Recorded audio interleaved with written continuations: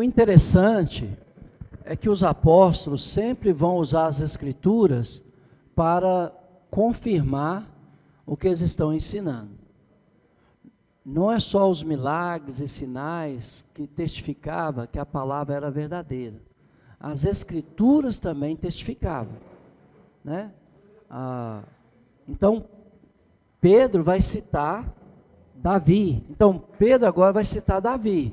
Então, irmãos, vamos voltar a pregar o Evangelho. Vamos voltar a pregar sobre a vida de Jesus, falar do nascimento de Jesus. As pessoas não conhecem sobre o nascimento de Jesus. Elas acham que Jesus nasceu num estábulo cheio de animais. Não é verdade isso, né? Não vai mudar nada também não, mas não é verdade. Jesus nasceu numa gruta, provavelmente sem nenhum animal lá dentro, né? Porque as ovelhas estavam no pasto, junto com os pastores. Vamos falar que Deus chegou mais perto, vamos mostrar para as pessoas que Jesus, como homem, ele teve que aprender a obediência pelas coisas que sofreu. Ele não ficou isento de sofrimento. Nós não estamos isentos de sofrimento. Vamos contar a história dele. Quando ele tinha 12 anos, ele dava show nos mestres da lei, porque um menino judeu, com 5 anos de idade, tinha que saber toda a lei de Moisés. Toda a lei. Com 12, toda a lei e os profetas. Você tem quanto tempo na igreja? 200 anos, não sabe nada. Está vendo? Agora, não estou falando você, especificamente você. Estou falando em linhas gerais. Imagina se as nossas crianças de 5 anos soubessem todo o Evangelho e pudessem falar com autoridade, porque é o Evangelho. A criança não é a autoridade, o Evangelho é a autoridade. E com 12, os nossos jovens soubessem todo o Evangelho, todas as cartas. Seria bacana, não seria? Aí a gente acha que a gente vai conseguir educar nossos filhos com meia hora ou 45 minutos na escola dominical. Por isso que a escola dominical é amuleto. Amuleto. Nós inventamos esse negócio aí, porque nós não estudamos a Bíblia todo dia, a gente inventou 1 hora para estudar. Mas é amuleto. A igreja do Senhor reunia todos os dias para aprender com os apóstolos, que era a liderança da igreja no início. Depois vai surgir os presbíteros. Ainda não existe presbítero na igreja. Só existem os apóstolos ensinando, pregando, confirmando a palavra. Ok. Falado isso, então o apóstolo Pedro ele vai citar o profeta Davi, dizendo, é o Salmo, se você quiser confirmar depois, é o Salmo 16, versículo 8 a 11. Disse Davi, diante de mim via sempre o Senhor, porque está à minha direita, para que eu não seja abalado. Né? Quem que via o Senhor, que estava à direita? Jesus. Davi não estava falando dele. Davi estava falando de Jesus. Quer ver? Ó? Por isso se alegrou o meu coração e a minha língua exultou. Além disso, também a minha própria carne repousará em esperança, porque não deixará a minha alma na morte, nem permitirá que o teu santo veja corrupção. Fizeste-me conhecer os caminhos da vida, encher-me-á de alegria na tua presença. Ou seja, ele cita os salmos de Davi para dizer que Davi não estava falando dele, mas sim do Senhor, que estava à direita de Deus Pai Todo-Poderoso. E ele fala algumas coisas,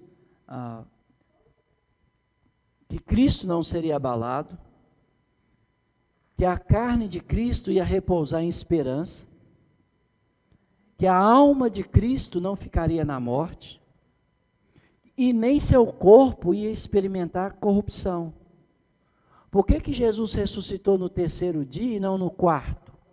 Para que o corpo dele, segundo o irmão Evandi e o Cláudio juntos, não experimentar decomposição, corrupção. Está certo. Quando Lázaro foi ressuscitar no 4º dia, o corpo dele já estava cheirando, porque já fazia 4. Por isso Jesus ressuscitou no 3º. Por quê? Porque no 3º ainda o corpo de Jesus não estava cheirando mal, nem tinha decomposto, né? Até porque os judeus, né, eles acreditavam que só Deus em pessoa podia ressuscitar uma pessoa depois do 3º dia, né? E por isso que Lázaro foi ressuscitar no 4º, para mostrar que Jesus é Deus. Por isso está lá no Evangelho de João. Você não vê isso em outro evangelho, você vê no Evangelho de João, porque o Evangelho de João foi escrito para a igreja que estava perdendo a fé no Filho de Deus, né? Uma parte da pregação de ontem foi: quando o Senhor Jesus voltar, haverá fé na terra?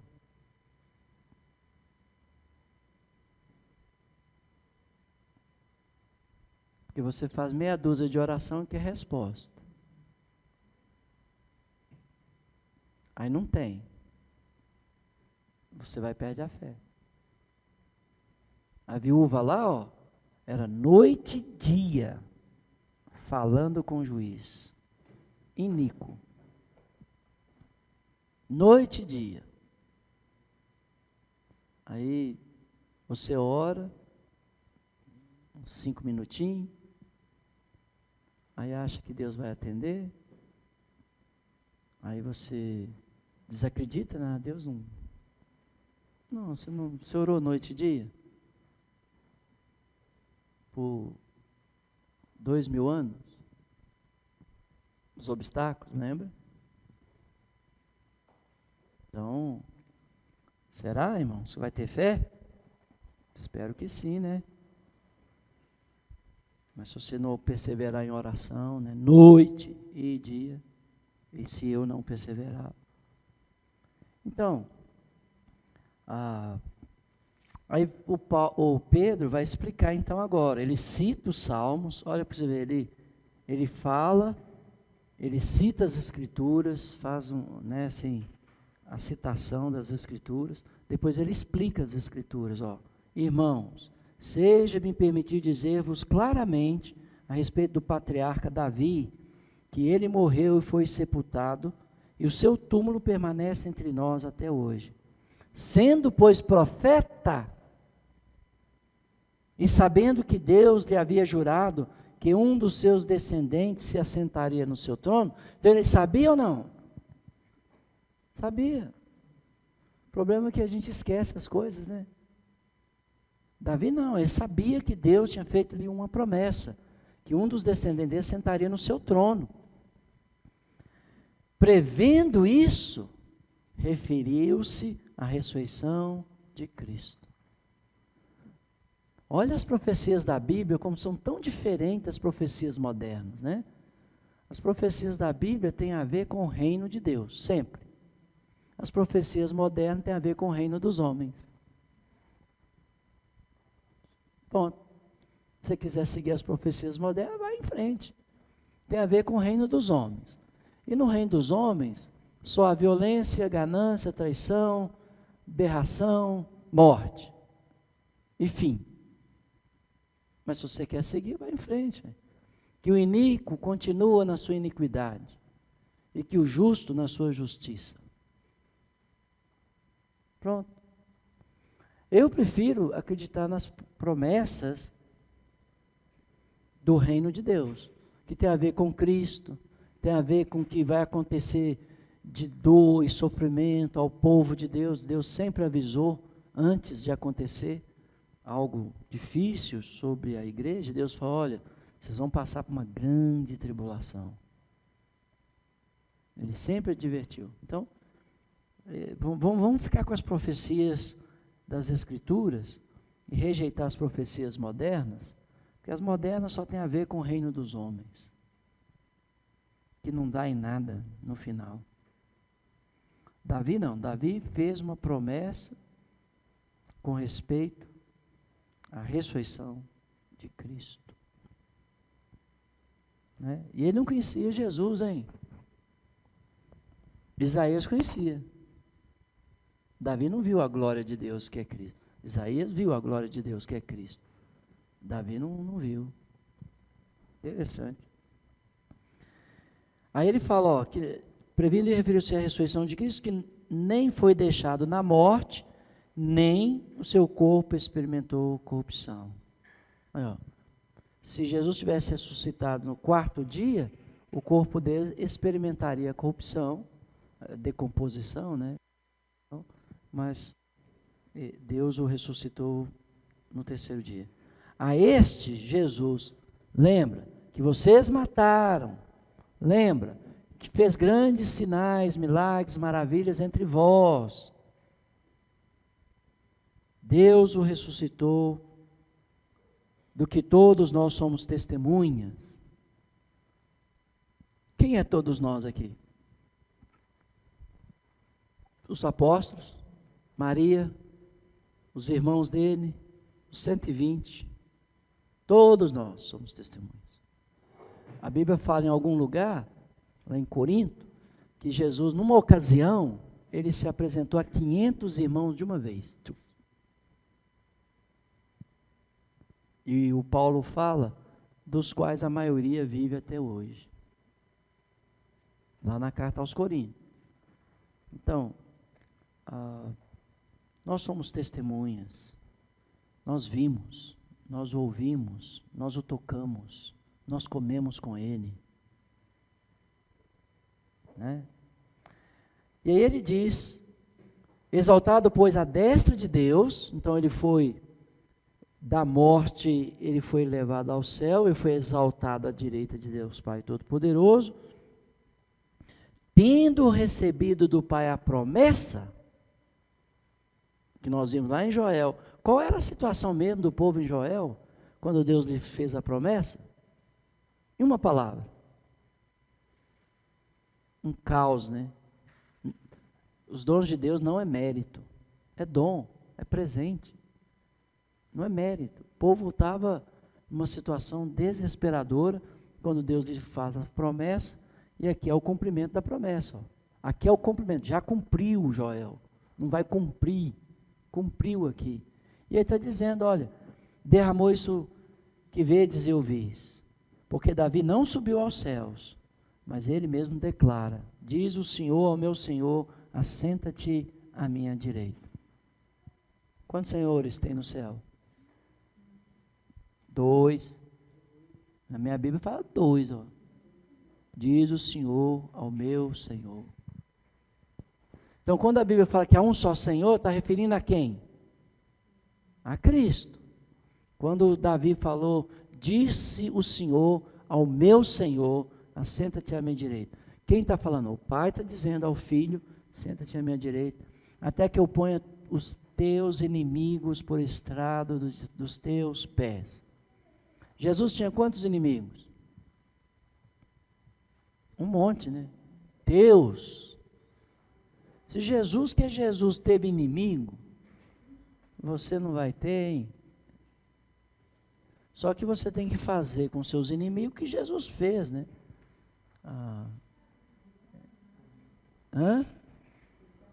Tem que amá-los, né?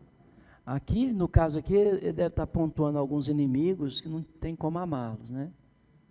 Aqui, provavelmente, qual é o último inimigo a ser derrotado? Morte. O último.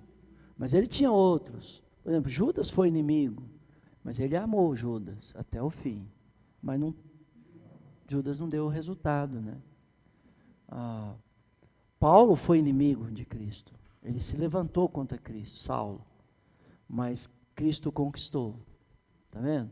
Então, nesse sentido, Jesus amou os seus inimigos. Agora, e o diabo? É inimigo? É. Adversário, né? A palavra diabo é o que mesmo? Opositor, né? Caluniador, né? Caluniador, então, o diabo também já foi, né, vencido por Cristo, né? Mas Deus quando Jesus foi ao céu, ele recebe o reino e ele derrama o Espírito, que é a promessa.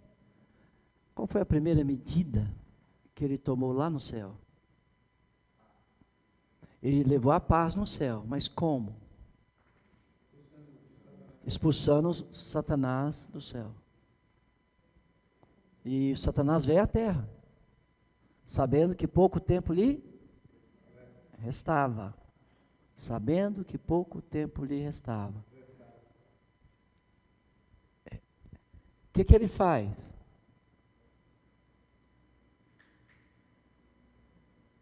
A quem ele dá o seu poder?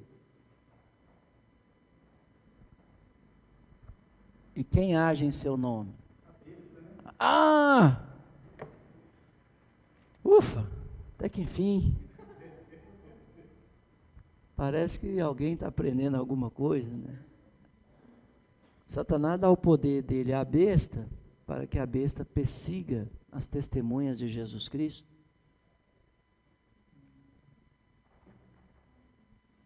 Então, quem está agindo ali era a besta, que recebe de Satanás o seu poder. E por um tempo a besta vence os santos, não vence? Matando-os, né? Levando-os à morte e tal. Mas aí Deus toma uma decisão e pega a besta, o falso profeta, lança no inferno e pronto. Pega Satanás e o põe no grande abismo, para que ele, no dia do juízo, seja lançado no inferno. Então, aí Pedro então faz uma afirmação: esteja absolutamente certo, pois toda a casa de Israel, de que a esse Jesus que vós crucificastes, Deus o fez Senhor e Messias, ou Cristo, conforme está nas nossas versões, né, em português. Quando eles ouviram isto, a pregação de Pedro está sendo sustentada pelos fatos realizados por Jesus Cristo, certo? Vida, obra, morte, ressurreição, ascensão ao céu, derramamento do Espírito Santo. Olha bem, quantas pregações nós podemos fazer, quantas aulas nós podemos dar, quantas exortações nós podemos preparar, quantos encontros, edificação nós podemos realizar, falando sobre essa centralidade da exposição de Pedro, que é Jesus Cristo. Nós vamos ter que ter 2, 3, 10, 20 mil vidas para conseguir falar tudo. Então começa hoje, começa falando do nascimento de Jesus, começa contando, né, os presentes que ele ganhou quando criança, começa mostrando como ele era obediente aos pais na sua juventude, começa dizendo como ele, por obediência à lei, foi batizado, começa dizendo como ele venceu as tentações, citando a palavra de Deus, orando, jejuando, continua dizendo, né, que ele exigiu do povo arrependimento, e ele mesmo batizava, não que ele batizava, mas os seus discípulos batizavam as pessoas. Começa dizendo que ele exige de nós renúncia total para sermos seus discípulos. Fala de Jesus, de mais ninguém. É Jesus e a sua mensagem que vai fazer a igreja sair dessa carnalidade, dessa mediocridade, dessa impotência de chegar até os confins da terra. Fala de Jesus, porque Jesus será conhecido, e as pessoas conhecendo Jesus lhe obedecerão, e farão as mesmas coisas, elas receberão o Espírito Santo, e o Espírito Santo as levarão onde Ele quiser, para a glória de Deus Pai. Jesus é a mensagem. Olha, Jesus aprovado, conta um milagre que Jesus fez, conta uma história que Jesus contou,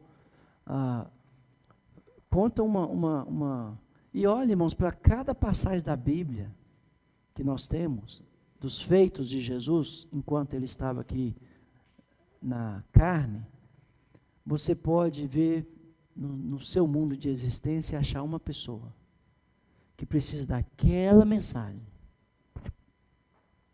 Ontem, enquanto eu estava ouvindo o Marconi aqui de manhã, eu estava pensando numa pessoa, né, que se ela não tirar os olhos do problema, ela vai perder a fé. Então, eu vou ler aquela passagem para aquela pessoa.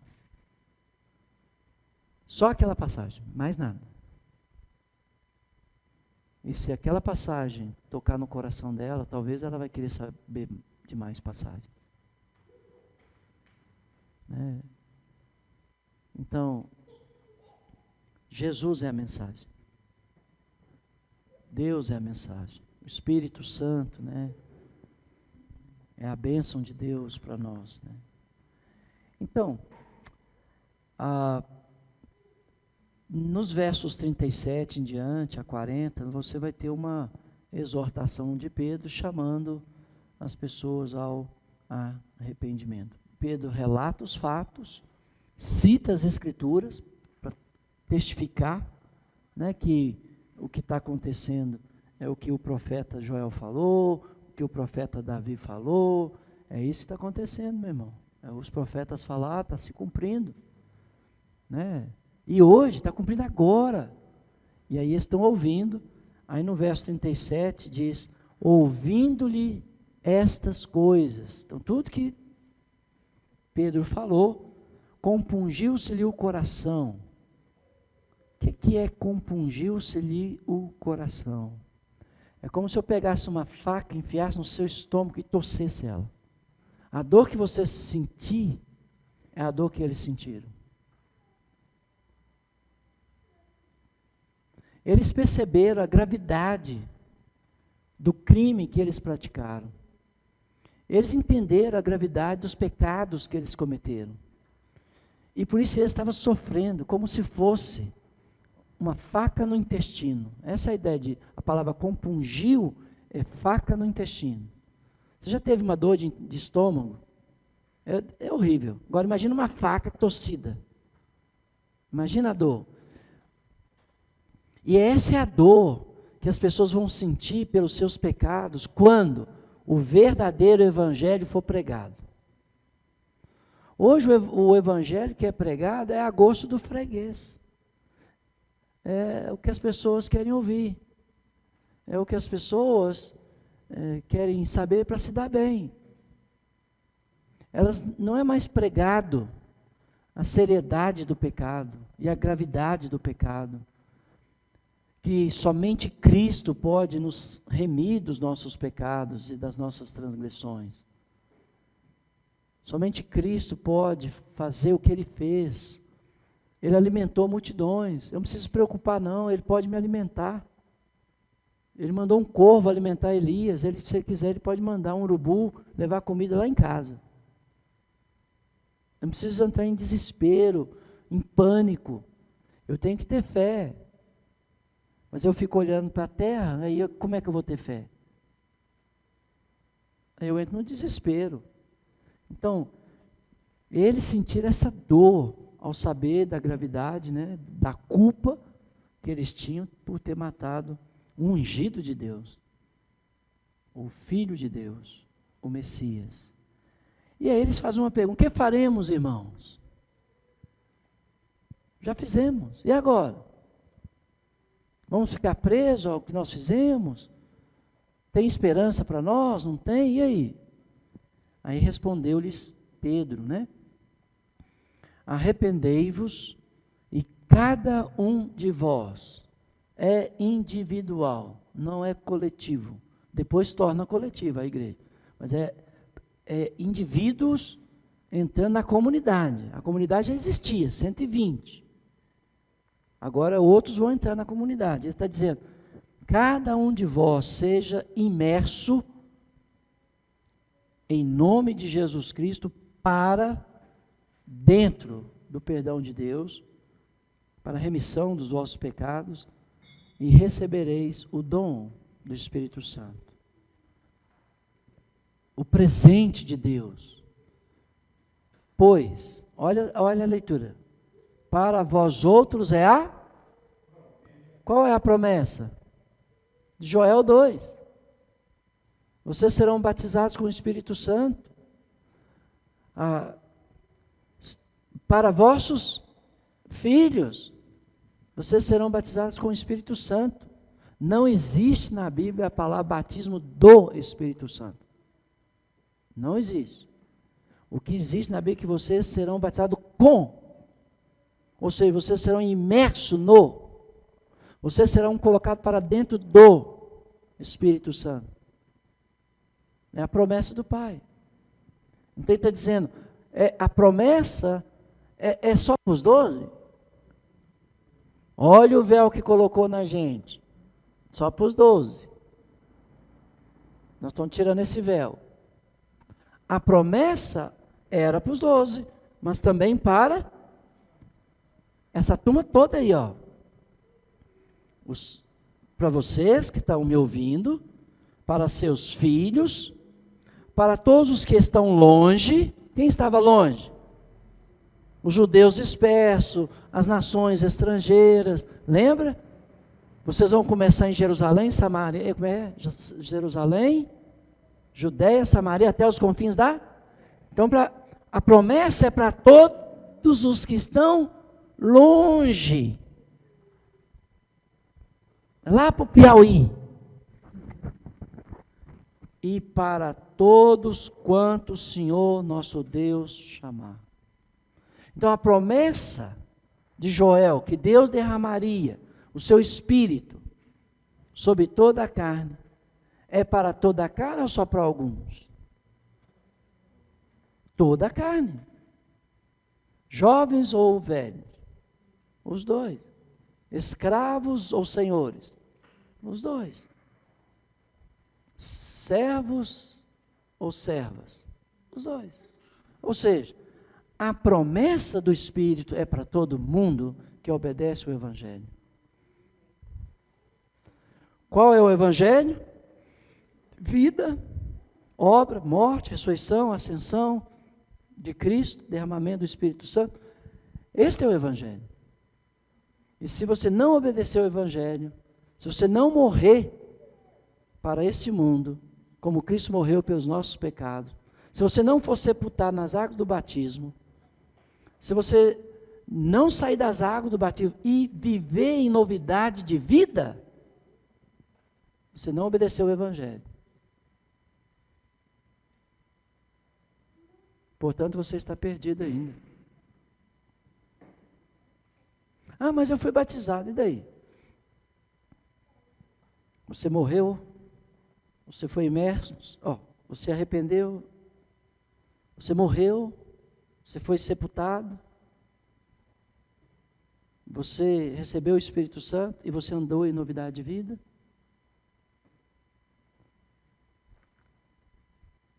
Este é o Evangelho. Não adianta obedecer regras de igrejas para ser salvo. O que salva é a obediência irrestrita ao Evangelho de Jesus Cristo. Vida, morte, ressurreição. E só tem um jeito de fazer isso, no batismo nas águas. Só existe um batismo, o batismo nas águas. E quando eu faço esse batismo, o Pai, cumprindo a sua promessa, derrama em meu coração o seu Espírito. Na verdade, ele derramou em 83 em meu coração o Espírito dele. Numa segunda-feira à noite, quando eu fui batizado em Cristo.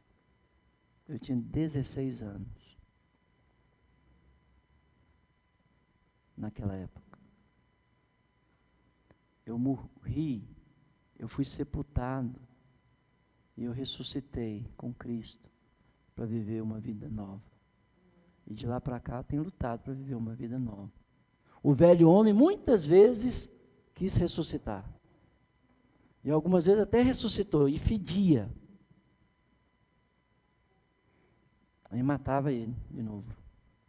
Confessando, pedindo oração, ajuda, fazendo parte, não saindo da igreja, ficando, pedindo socorro. Aí o velho homem ia para a sepultura de novo. Aí passava um tempinho, tentava de novo. E essa luta vai ser até quando Jesus voltar. Então, irmãos, este é o Evangelho. Por isso que as pessoas precisam entender que batismo não é apenas um ritual, não é apenas um símbolo de algo que já aconteceu. Não, o batismo é o Evangelho. É a morte, é a vida, é a morte, é o sepultamento de Cristo. Está lá em Romanos capítulo 6. Morrestes, fostes sepultados, ressuscitados em Cristo, pelo batismo, para viver uma vida nova. Está lá em Romanos. Este é o Evangelho. O Evangelho da prosperidade é falso. O Evangelho de trocar o batismo por uma oração do pecador é falso. O Evangelho de levantar as mãos para aceitar Jesus no coração é falso. O verdadeiro Evangelho é a vida de Jesus, é a justiça de Jesus, imputada ao pecador, quando esse morre e é sepultado nas águas do batismo para viver em novidade de vida. E ele só consegue viver em novidade de vida porque o Pai cumpre a promessa e derrama sobre ele o Espírito Santo. Sem o Espírito Santo ninguém consegue viver a vida cristã. Então, para quem que é a promessa? Para todo mundo. O véu que foi nos dado foi para os 12. A palavra nos diz, não, é para todo mundo. Né? É para quanto o Senhor nosso Deus chamar. Deus está chamando. Né? Inclusive você, através desse vídeo, aula aqui, Ele está chamando. Você vai obedecer? Né? Então, aí Pedro continua dizendo com muitas outras palavras. Está vendo que ele falou muito, né? Deu testemunho, exortava-os dizendo, salvai-vos dessa geração perversa. Em outras palavras, saia do mundo. Hoje você olha para a igreja, de modo geral, tá, gente? Você vê a igreja igualzinho ao mundo. Na forma de falar, na forma de pentear o cabelo, na forma de vestir, na forma de agir. Mas a igreja tinha que ser diferente. Em todas as formas. Aí você olha para uma crente, olha para uma descrente. Está igualzinho.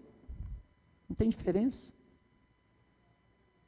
Nós perdemos esta mensagem, salvai-vos desta geração perversa, saia deste mundo, saia, é isso que ele está falando,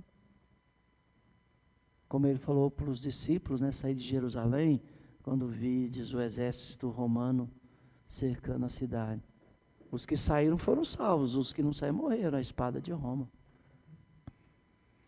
Então, aqui, ó, aí é legal, ó. Os que lhe aceitaram a palavra foram? Ah, não.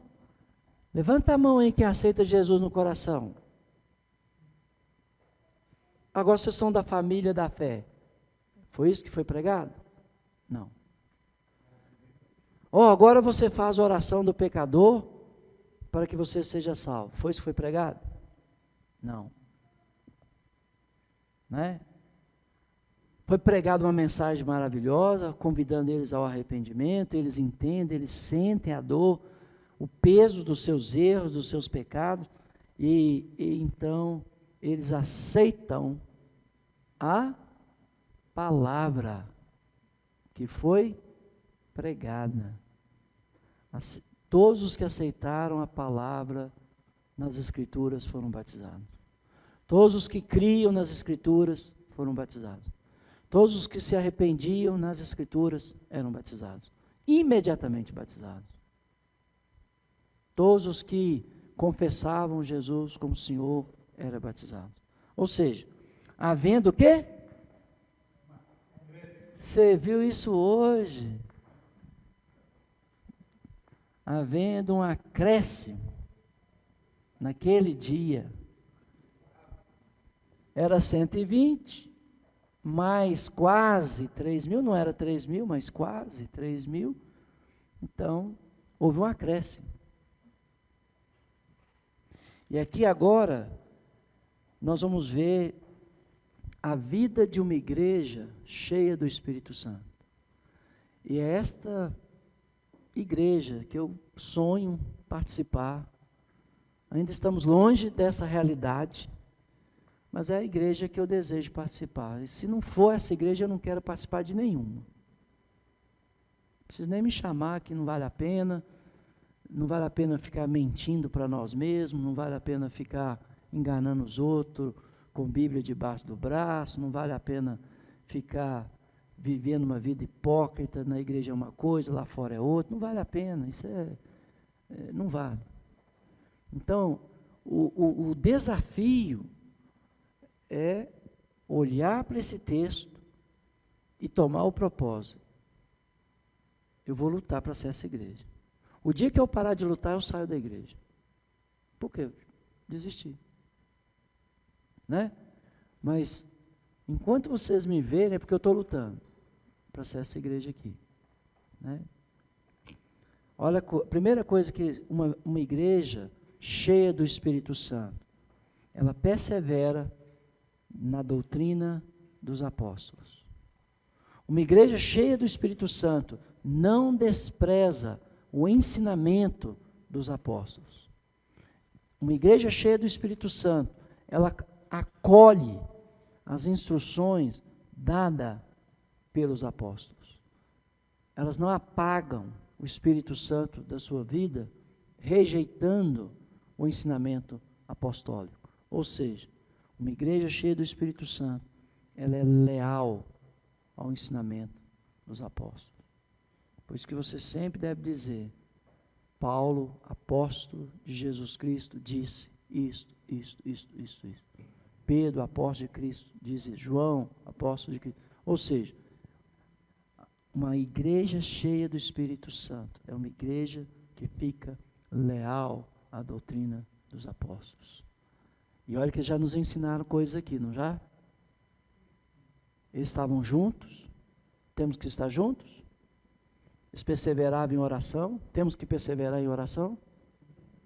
Se há um problema, alguém entre nós se levanta, fala do problema com propriedade, coloca as balizas, né, que Deus colocou para a solução daquele problema, e deixa a assembleia decidir, com oração e temor, jejum diante de Deus. Já é algo que nós precisamos voltar a fazer.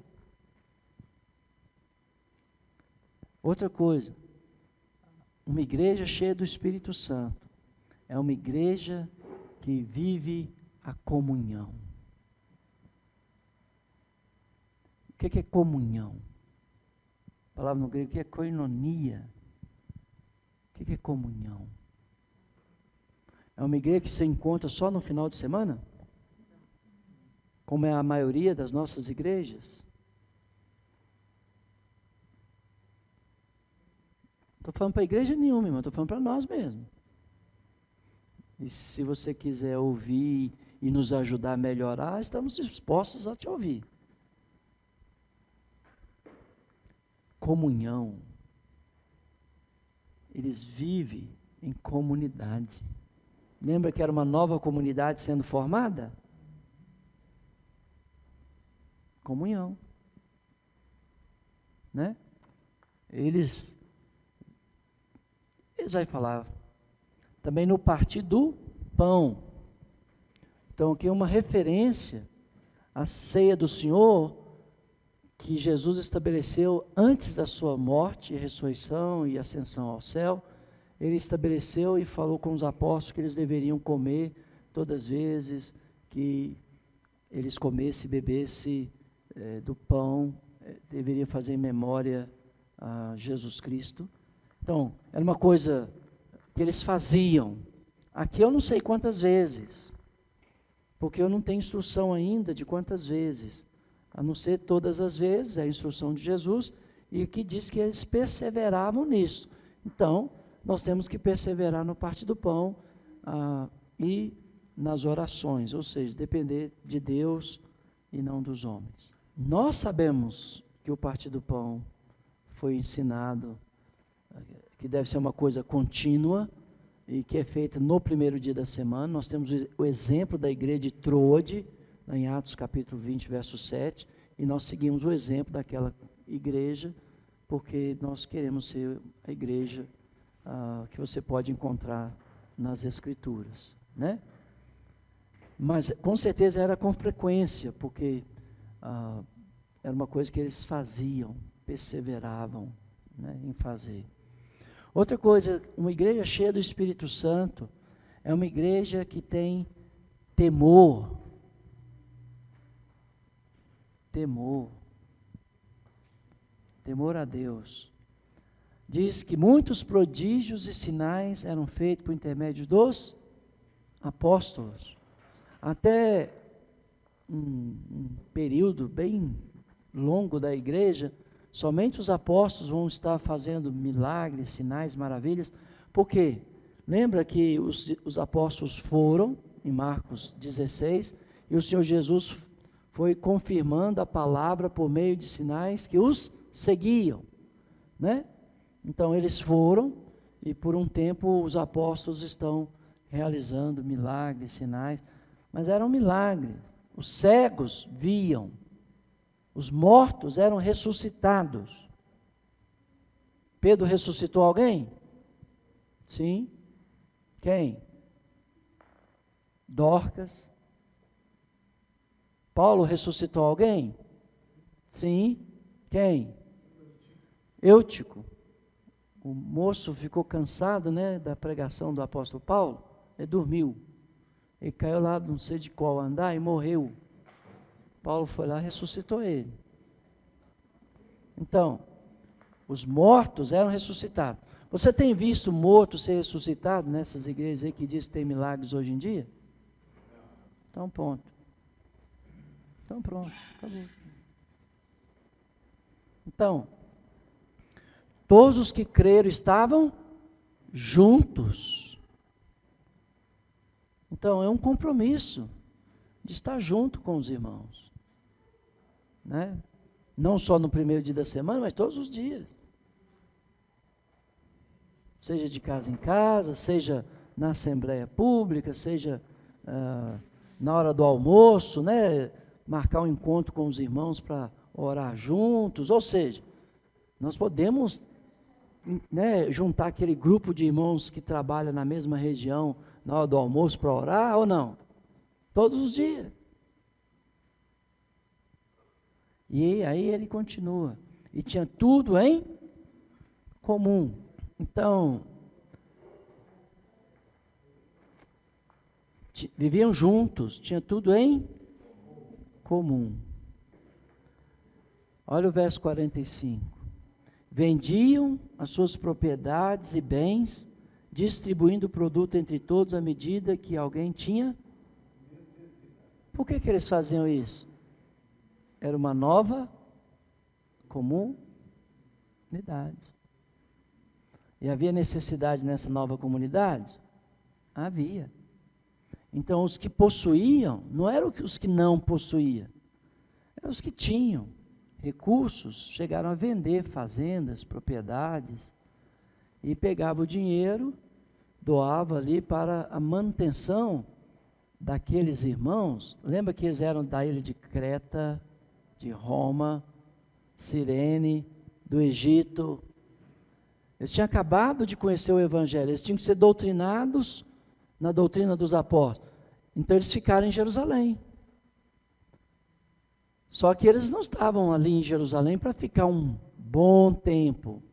Eles foram lá para a festa da Páscoa e logo em seguida o Pentecostes. Voltaria para as suas casas. Conhece a doutrina de Cristo. Nós temos que nos firmar no ensinamento apostólico, né?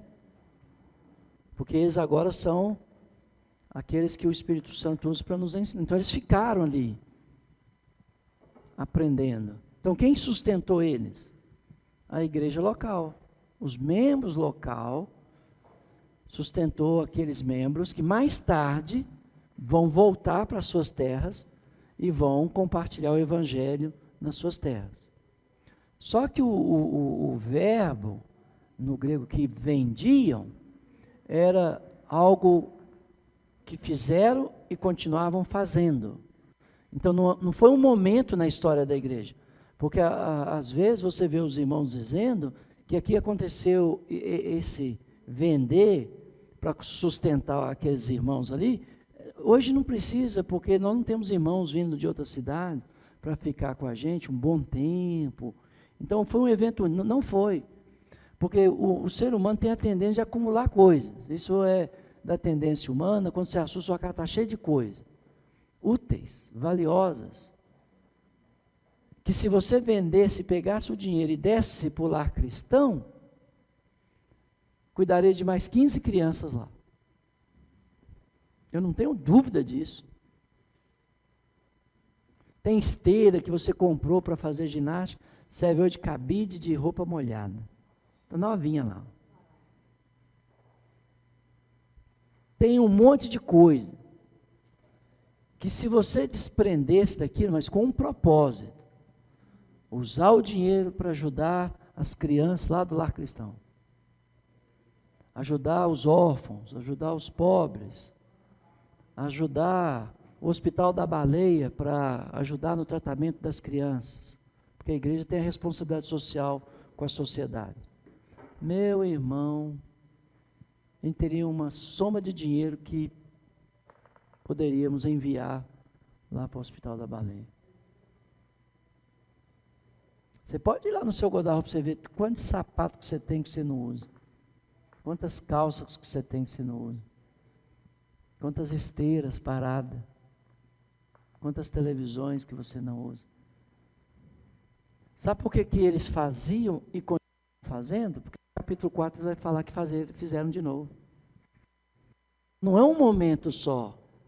Então, às vezes surge uma necessidade na igreja e a gente pode encorajar os irmãos. Olha, tem essa necessidade, pelo orçamento normal da igreja não há possibilidade de suprir.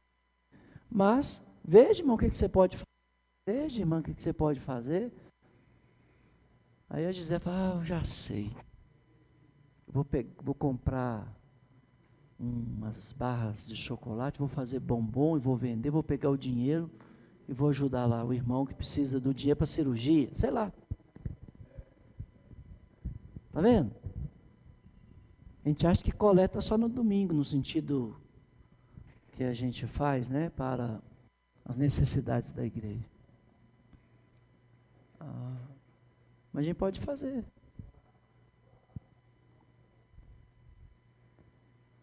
Eu conheço irmãos que já venderam motos, propriedades para ajudar outros irmãos nesta igreja que estava passando por grande aflição financeira.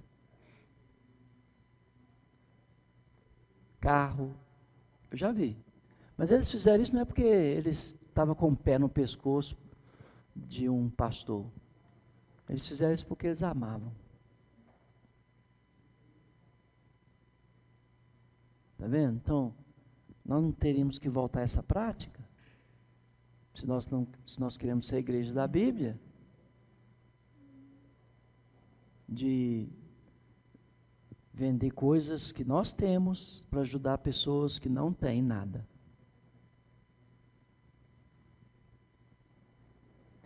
E aí diz que eles recebiam, né, à medida que alguém tinha necessidade, então as pessoas que iam tendo necessidades iam sendo supridas, né, pelos irmãos. Até então os apóstolos estavam fazendo esse trabalho de distribuir os recursos para os que tinham necessidade, além de orar, além de pregar, além de ensinar incansavelmente, dia e noite, para que a igreja pudesse aprender. Por isso que ele diz, diariamente, perseveravam unânimes no... Quantos dias? Diariamente, todos os dias.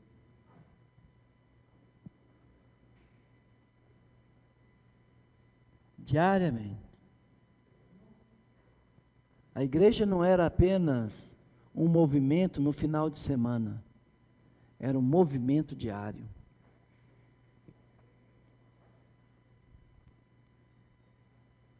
Por muitos e muitos anos, todos os dias, eu participei de um grupo familiar, ou de um encontro com irmãos, ou nesses últimos anos, em função da minha saúde, em função da pandemia, eu me limitei a participar de 2 grupos à noite, além de dar aula no seminário e de pastorear a igreja, mas eu tenho algumas noites livres e eu não vou comprometê-las com ninguém, mas por causa do meu estado de saúde e do estado de saúde da minha esposa. Mas por 40 anos, todos os dias, eu e a minha casa estavam em alguma atividade da igreja. Porque eu li a Bíblia e falou que era todos os dias, então é todos os dias, e acabou. Não era quarta, sábado e domingo, não. É o modelo que nós temos hoje. Diariamente era o modelo das Escrituras. Partia o pão de casa em casa. Comia suas refeições juntos, com alegria e singeleza de coração. Imagina, né? Gente junta. Gente, tem que entender que uma nova comunidade foi formada, distinta das outras comunidades. Havia muitas comunidades, mas essa era nova. E essa nova, uns cuidavam dos outros. Não é socialismo, não é comunismo, não é democracia, não é nada disso. É teocracia. Deus dita as ordens e o povo obedece. Deus diz: arrependam-se, sejam batizados. Eles arrependeram, foram batizados. Todos? Não, quase 3.000. Depois, eles ficaram leais ao ensino dos apóstolos. Eles tinham comunhão, eles partiam o pão. Esse partir do pão é diferente das refeições nas casas. Olha, porque ele faz distinção. Partia o pão, mas comia suas refeições. Está vendo? É distinto, é diferente uma coisa da outra. Até então, só os apóstolos tinham poder e autoridade para fazer sinais e milagres. A igreja acabou de nascer ali com o derramamento do Espírito Santo sobre os 120 e sobre os 3.000 depois que eles foram batizados, certo? Então, a igreja iniciou ali. Tá. Eles estavam juntos, cuidando uns dos outros, vendendo coisas para ajudar os que precisavam. Esta é a igreja que eu quero ser, irmão, mais nada. Se for apenas um clube religioso, eu posso continuar na igreja católica e talvez vou ser melhor do que muitas igrejas crentes. Que fala a paz do Senhor na sua frente, nas suas costas, fala mal de você. Então, olha bem, se não for para ser esta igreja, eu não quero participar de igreja nenhuma. Até porque Deus falou que eu posso ficar na minha casa adorando o Senhor, eu e a minha família, porque não é nem em Gerazim, nem em Jerusalém que os verdadeiros adoradores adoram, mas são aqueles que adoram em espírito e em verdade.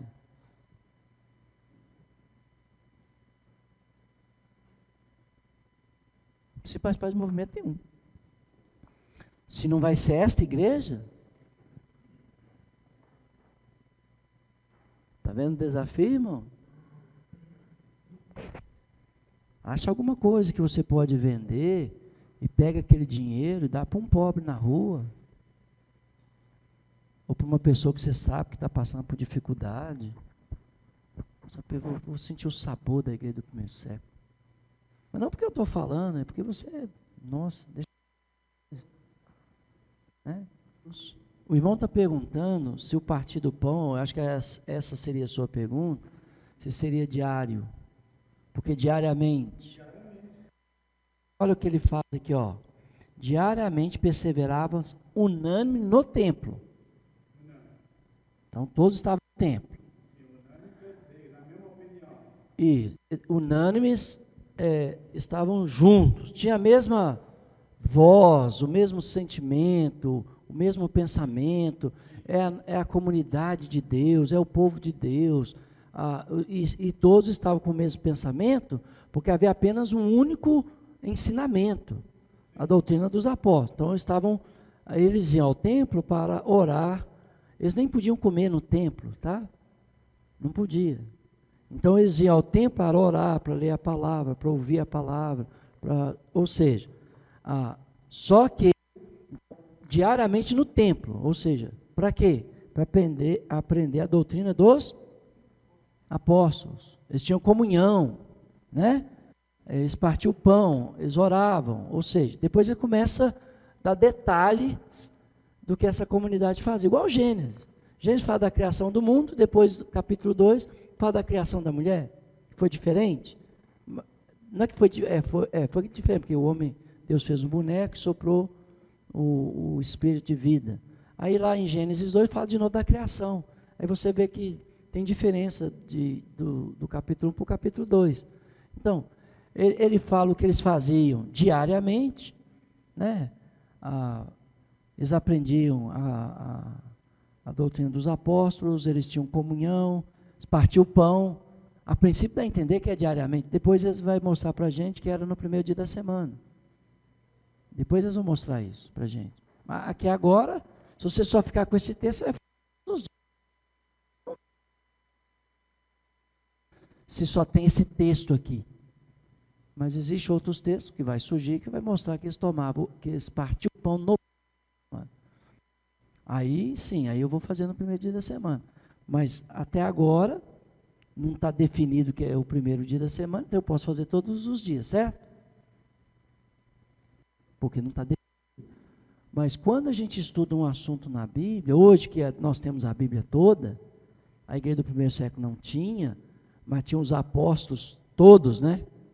Então, no sentido, eles tinham toda a verdade de Deus nos apóstolos.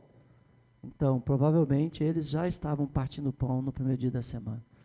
Nós só ficamos sabendo isso com a viagem de Paulo a Troade,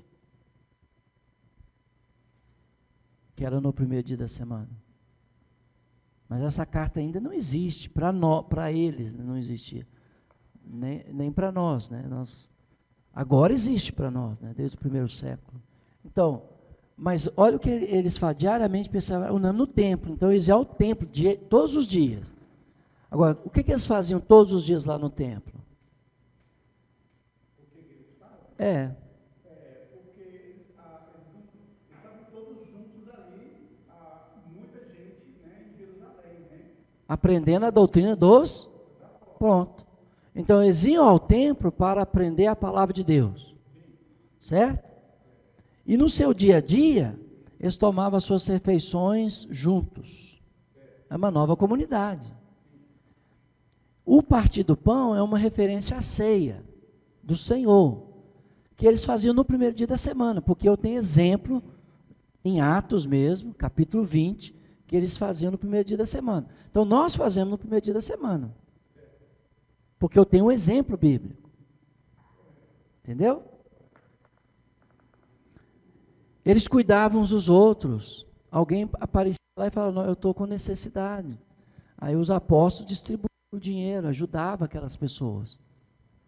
Diariamente eles tinham necessidade de comer, beber ou não. Diariamente nós temos necessidade de comer e beber ou não. Isso era uma nova comunidade. Eles comiam diariamente. Até que mais tarde as viúvas vão ficar esquecidas. Aí vai ter um problema. Aí eles vão ter que resolver o problema. A ceia do Senhor? Eu creio que não, porque Jesus já tinha instruído os apóstolos. Agora, as refeições diárias eram todos os dias. Uau!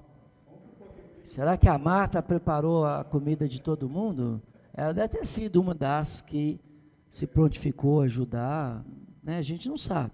A gente só sabe o seguinte, que a igreja era uma nova comunidade, e essa nova comunidade estava junta, essa nova comunidade tinha temor, eles viviam em comunhão, eles partiam o pão, eles comiam juntos, eles louvavam a Deus, louvavam a Deus, eles aprendiam o que os apóstolos ensinavam, todos os dias.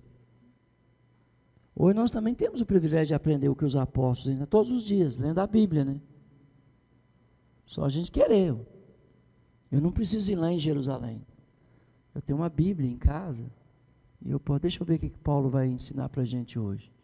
E eu leio lá as cartas dele, vou aprendendo. Mas isso não exime a nossa responsabilidade de estarmos juntos. As igrejas que mais crescem no mundo, certas ou erradas, são aquelas que têm as suas portas abertas todos os dias.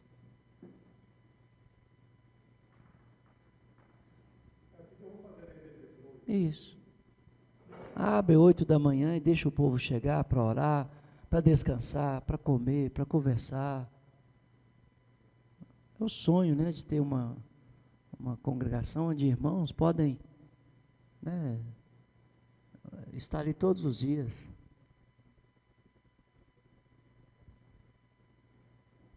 Você pode observar as igrejas que mais crescem, independente da doutrina, se está certo ou está errado. Os caras estavam com a porta aberta todo dia, chamando as pessoas para orar, servindo as pessoas, lendo a palavra de Deus para elas, ouvindo elas. E aqui dá para a gente fazer um rodízio, cada dia um casal ficar, né, a gente divulgar que vai ter gente aqui todos os dias para atender as pessoas, né, ter sempre uma bolacha, um pão ali, porque às vezes as pessoas vêm lá de fora com fome, aí você pode oferecer um café para elas. Não seria legal? O que a comunidade, vendo a gente fazer isso, vão dizer? Coisas boas a nosso respeito, louvando a Deus, contando com a simpatia de todo o povo. O povo ficou simpatizantes, né, daquela comunidade cristã, por quê? Eles cuidavam uns dos outros, eles amavam uns aos outros. Hã?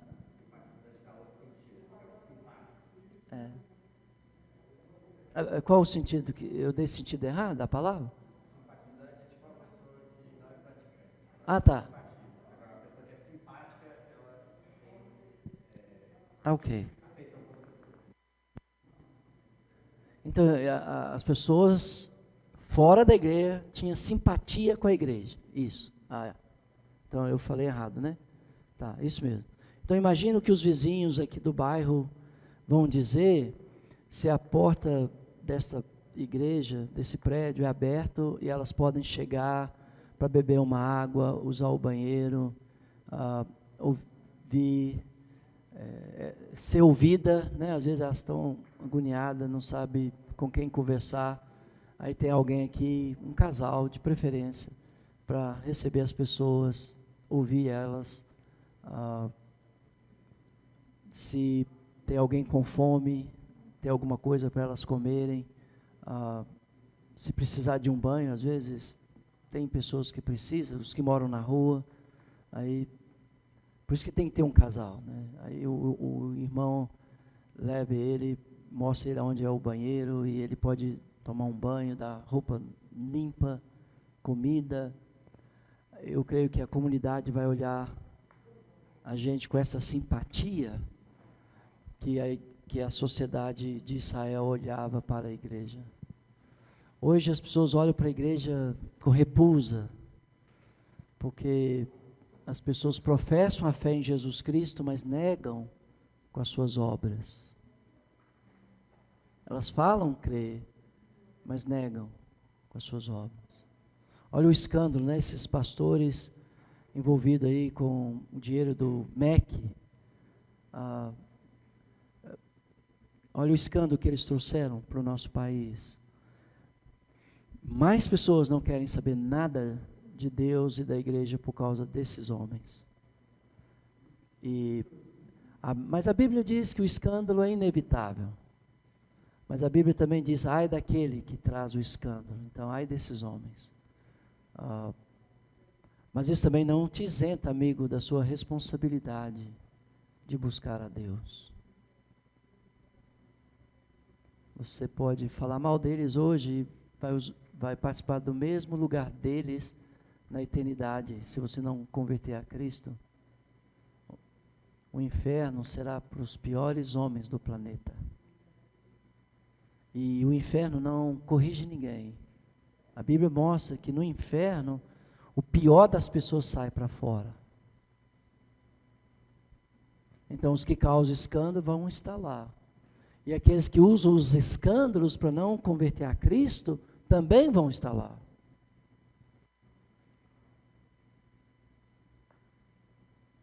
E o céu sai o melhor das pessoas. Por isso que lá no mundo dos mortos, antes da ressurreição de Cristo, os que estavam no seio de Abraão queriam passar aquele abismo para socorrer os que estavam em aflição, mas não podiam. Mas eles queriam. Os que fazem o bem sempre vai querer fazer o bem. Mas os que fazem o mal e gostam de fazer o mal sempre vai fazer o mal, infelizmente. E acrescentava-lhes o Senhor dia a dia os que iam sendo salvos. Porque o acréscimo era diário.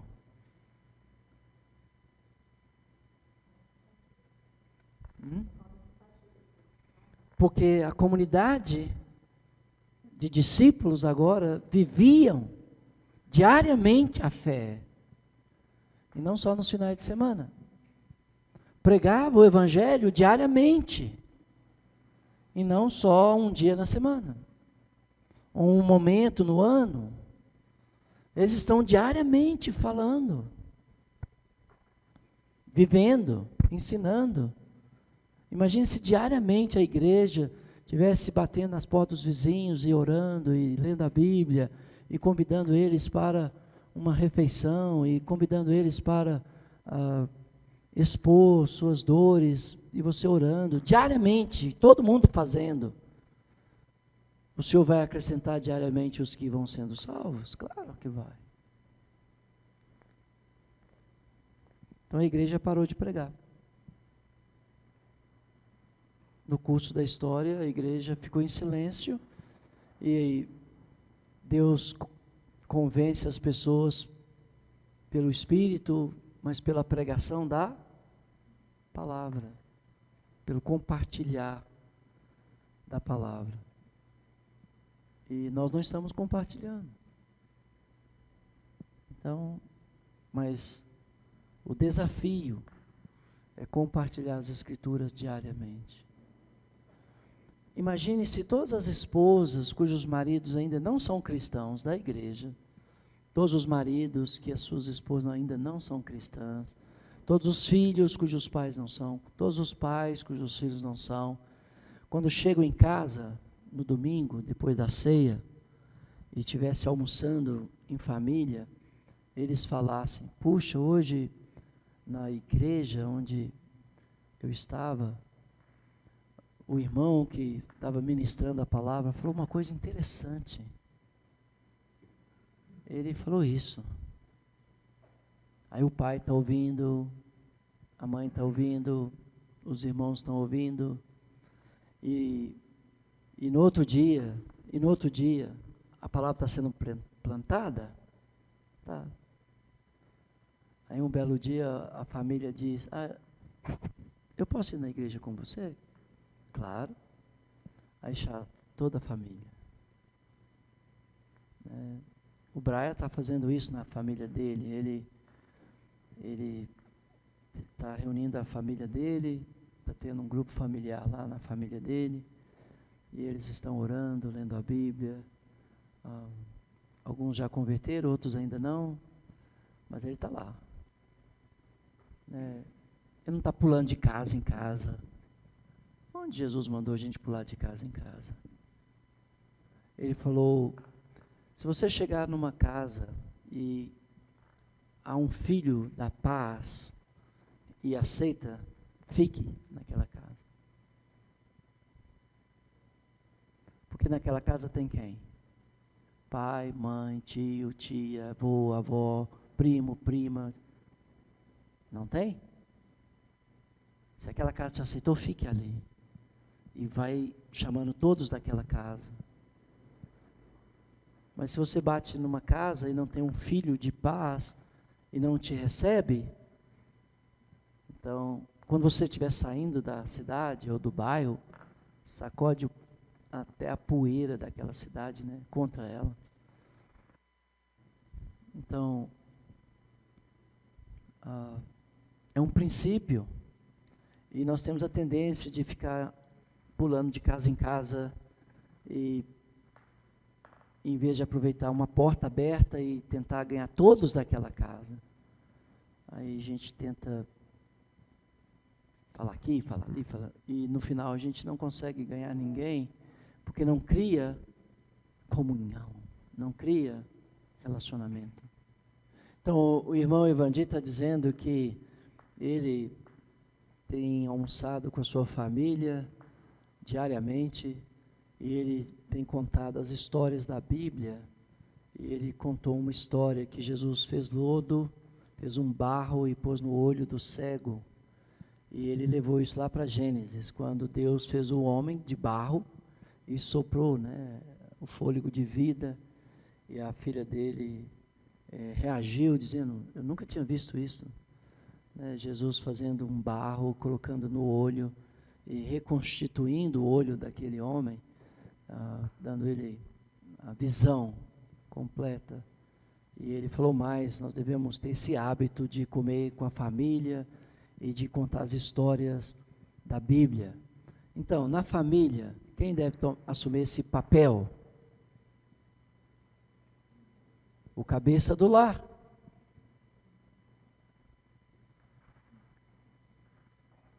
Mas você olha que às vezes os cabeças dos lares não estão fazendo isso.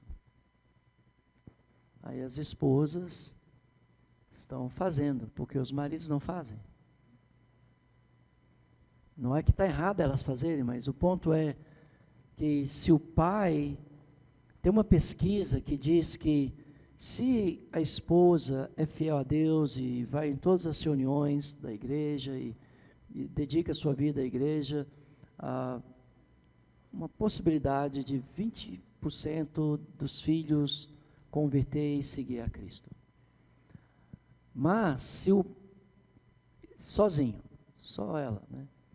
Se o marido sozinho for na igreja e for fiel e dedicar sua vida a Deus e comprometer com Deus, tem 80% de chance de todos os filhos converter.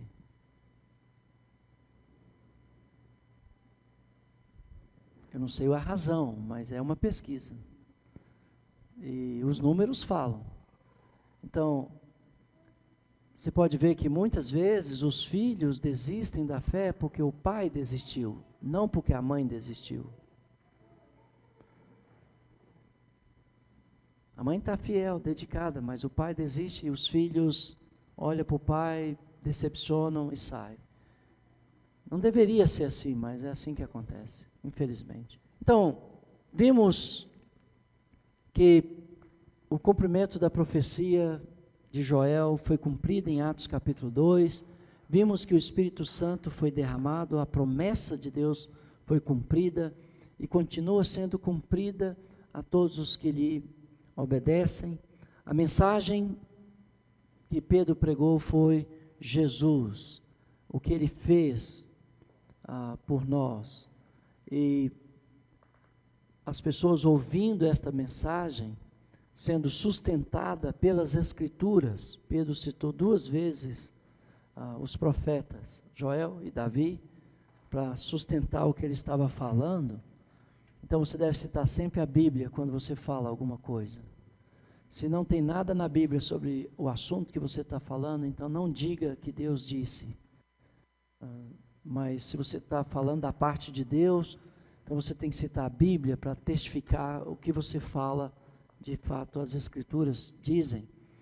Então, as pessoas que ficaram profundamente doídas por causa dos seus pecados, por terem assassinado Jesus Cristo, elas aceitam a palavra e são batizadas. E depois do batismo, eles vivem uma comunidade bem diferente das outras comunidades. Eles estavam juntos, tinham tudo em comum, eles cuidavam uns dos outros, eles comiam juntos, eles faziam coisas incríveis, e o povo olhavam com bons olhos para a igreja.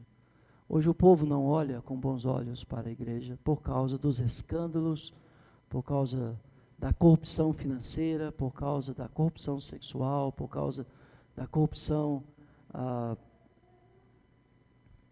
ética, porque os crentes falam uma coisa e fazem outra coisa. E aí a sociedade não vê com bons olhos os crentes.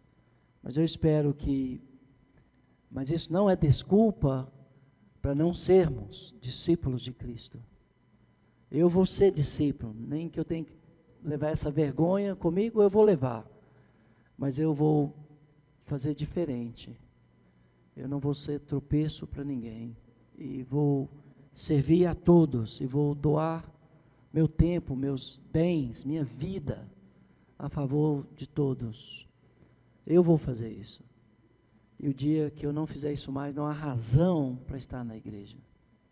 Não há razão para ficar na igreja. Porque é hipocrisia. Falar uma coisa e viver uma coisa. Né? Então, que nós possamos olhar para esse movimento de discípulos que começou no primeiro século e reproduzi-lo nos nossos dias, ensinando, vivendo a mesma coisa que os apóstolos ensinaram e viveram.